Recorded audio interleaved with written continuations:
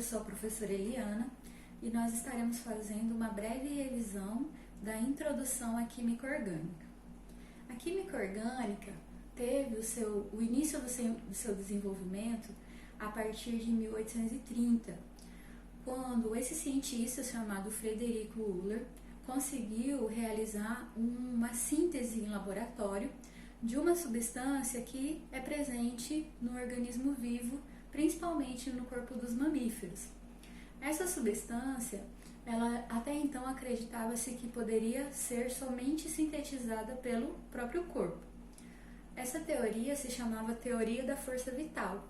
Ela dizia que apenas os organismos vivos poderiam produzir substâncias presentes nos seus próprios organismos. Foi então que esse cientista conseguiu produzir em laboratório, a partir de uma substância inorgânica presente na natureza, que era o cianato de amônio, a substância que está presente na urina, que é a ureia. A partir dessa síntese, ele percebeu que não eram somente os organismos vivos que poderiam produzir suas próprias substâncias. Em laboratório também seria possível produzir substâncias presentes nos organismos vivos. No início, ele conseguiu sintetizar aproximadamente 13 substâncias orgânicas. Hoje são conhecidas mais de 8.000 substâncias orgânicas. Essas substâncias orgânicas, elas estão presentes ou elas são derivadas dos seres vivos e elas são sintetizadas em laboratório, a partir daquela presente no ser vivo, que é a substância original.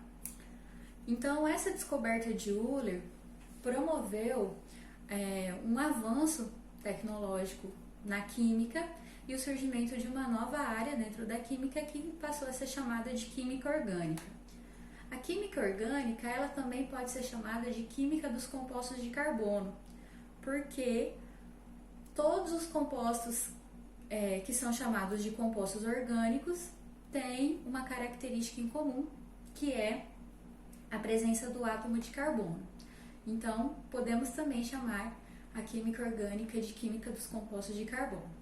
O carbono é um elemento químico natural, presente no solo, na atmosfera, nas árvores, nas plantas, ou seja, o carbono é um elemento químico muito abundante no nosso planeta.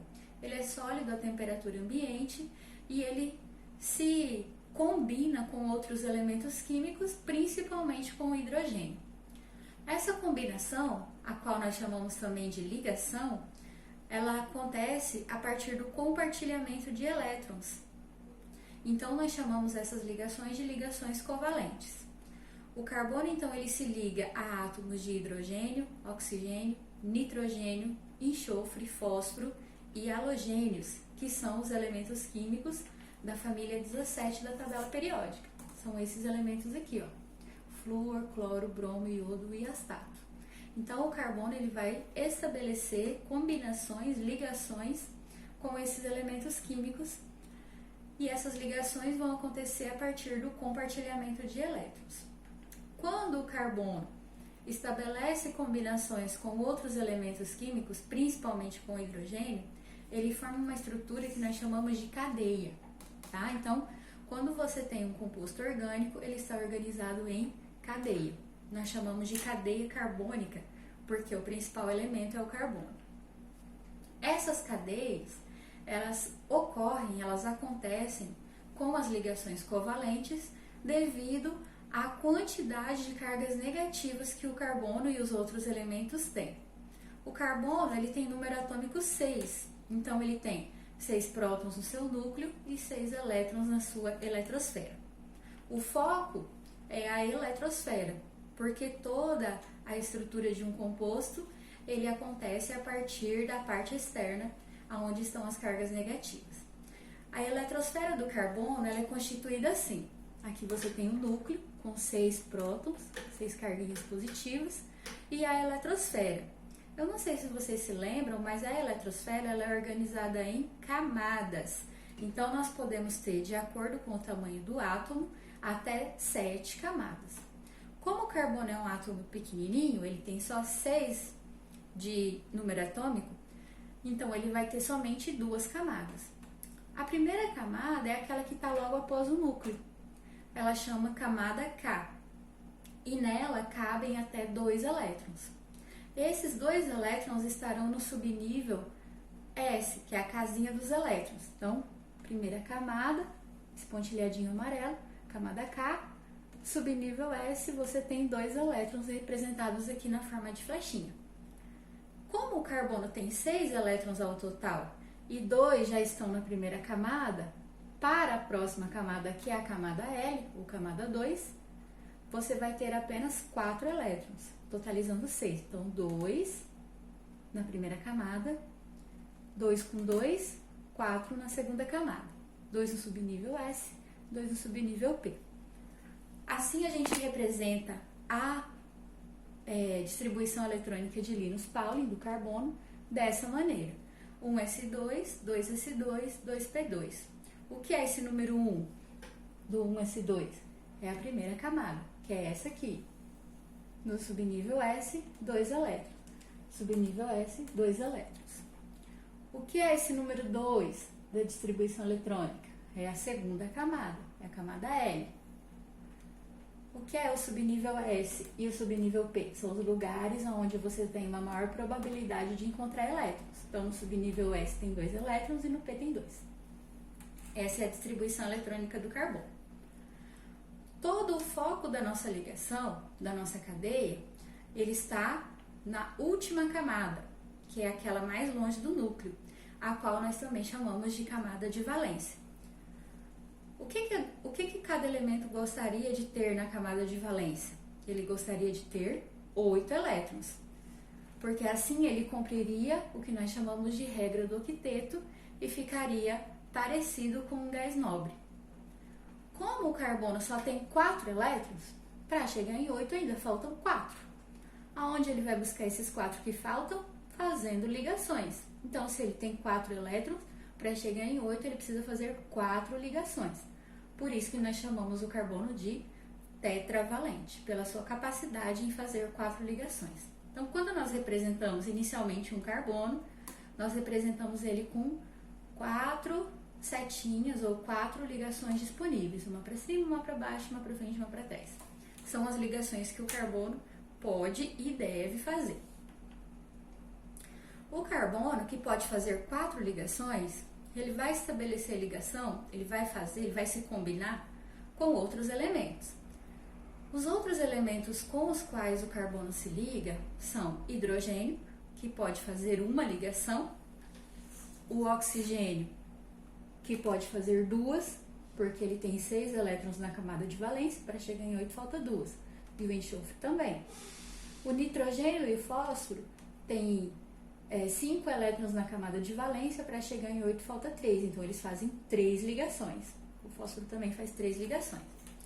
Então, quando você vê uma cadeia carbônica, ou seja, uma organização de carbonos, né, um aglomerado, uma sequência de carbonos, observe que cada carbono ele tem que cumprir seu octeto, então ele tem que fazer 4 ligações. Esse carbono, por enquanto, só está fazendo uma. Cada ligação é representada por um tracinho, que fica entre 2 carbonos. Então, esse carbono só está fazendo essa ligação. E esse aqui está fazendo 2.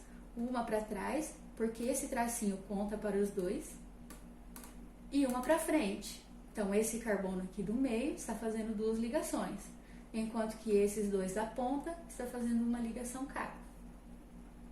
Na química orgânica, nós precisamos tomar o cuidado para que cada carbono fique com a quantidade de ligações que ele precisa, totalizando 4. Então, se você observar, o primeiro carbono, ele está fazendo uma ligação para frente, e aí as outras ligações que ele precisa fazer, a gente completa com o hidrogênio, porque o hidrogênio é o elemento mais simples. Então, eu tenho um hidrogênio para cima, um para baixo e um para trás, totalizando para este carbono 4 ligações. O carbono do meio também passa pelo mesmo processo. Ele já fez 2 ligações com carbono, uma para trás e uma para frente. Então, nós preenchemos ele com as 2 ligações que faltam para ele completar 4 ligações, colocando um hidrogênio em cima e outro embaixo. E o último carbono da cadeia também passa pelo mesmo. Nós preenchemos com esses hidrogênios aí em azul para completar o seu octeto, então completar suas 4 ligações. Existem várias maneiras de você representar uma mesma cadeia carbônica. Na primeira maneira, nós temos a fórmula estrutural completa, onde aparecem todos os carbonos e todos os hidrogênios. Na segunda maneira, a gente já tem uma fórmula simplificada. Aqui seria o número 2. Desconsiderem esse 3, seria 2, porque tem um hidrogênio em cima, outro embaixo. Então, a gente pega os hidrogênios que aparecem em cada carbono e sintetiza eles de forma numérica. Aqueles hidrogênios lá que estão circulados em rosa são esses 3 aqui do primeiro carbono. E os mesmos aqui do último carbono. Os 3 aqui, esse e esse, a gente resume aqui colocando H, o símbolo do hidrogênio, e quantos são? H3. Aqui seria o número 2, só para lembrar. Também existe outra maneira de você representar, além da fórmula estrutural completa, aqui eu já arrumei, simplificada, também existe a fórmula Bond-Line. Na fórmula Bond-Line não aparece a letra C e não aparece a letra H e não aparece nenhuma letra de elemento químico presente. É uma forma ultra simplificada de você representar uma cadeia, aonde cada pontinha desse risquinho ela está subentendendo a presença de um carbono. Então, como na minha cadeia tem 3 carbonos, na forma Bond-Line eu vou colocar 3 pontinhas, 3 pontas na minha cadeia. Aqui um carbono e aqui outro carbono. Essa fórmula é bem simplificada mesmo. A gente subentende que cada carbono está fazendo 4 ligações. E ainda nós podemos ter a fórmula molecular. Além da fórmula estrutural completa simplificada Bond-Line, podemos ter a fórmula molecular. Na fórmula molecular só aparece quantidade. Então, na minha cadeia eu tenho 3 carbonos e a letrinha do carbono é C, então eu coloco C3. Na minha cadeia eu tenho 8 hidrogênios, 3 nesse carbono, 2 nesse carbono e 3 nesse carbono, totalizando 8. Então eu coloco H, que é a letrinha do hidrogênio, 8. Como vocês podem observar, a fórmula molecular é a forma mais fácil de você representar uma cadeia. Porém, nós temos que tomar um cuidado ao usar a fórmula molecular. Por quê? A fórmula molecular ela não especifica que tipo de cadeia nós vamos ter. Porque nós podemos ter vários tipos de cadeias carbônicas diferentes. E eu vou dar um exemplo aqui, ó. Essa cadeia anterior que eu mostrei para vocês, ela é chamada de cadeia aberta. O que é uma cadeia aberta? É uma cadeia linear. É uma cadeia que dá para você ver onde ela começa e dá para você ver onde ela termina. Nós podemos ter também uma cadeia cíclica, que nós chamamos também de cadeia fechada. O que é uma cadeia fechada? Uma cadeia fechada é aquela que não tem ponta, que não é linear e que geralmente mostra para nós uma forma geométrica. Então, se a cadeia tem 3 carbonos, a gente vai imaginar ela como sendo um triângulo. Se a cadeia tem 4 carbonos, a gente vai imaginar ela como sendo um quadrado, 4 pontas. Aqui eu trouxe um pentágono, ou seja, uma cadeia fechada que ela vai ter 5 pontas, ela vai ter 5 carbonos. Então aqui ela já apareceu como uma forma geométrica na fórmula Bond-Line. E lembrando que tanto numa cadeia aberta quanto numa cadeia fechada, cada carbono tem que fazer 4 ligações. Então veja só, esse carbono aqui do ápice da cadeia, da ponta de cima, ele já fez 2 ligações aqui, ó, com os carbonos aqui e aqui. Então, se ele já fez 2 ligações, para completar o seu octeto, que compreende 4 ligações, ele ainda tem que fazer 2. Então, a gente coloca aqui H2, ou daquela maneira lá em que os hidrogênios aparecem, colocando os 2 hidrogênios. E assim sucessivamente para cada carbono que a gente vai ter na cadeia. Na cadeia fechada, todos os carbonos já fizeram 2 ligações, para trás e para frente, para cima e para baixo, para cima e para trás, para cima e para frente, para cima e para baixo. Então, aqui você tem um tipo estrutural de cadeia diferente. Então, você pode ter uma cadeia aberta ou uma cadeia fechada. Por que eu falei que a gente precisa ter cuidado com a fórmula molecular?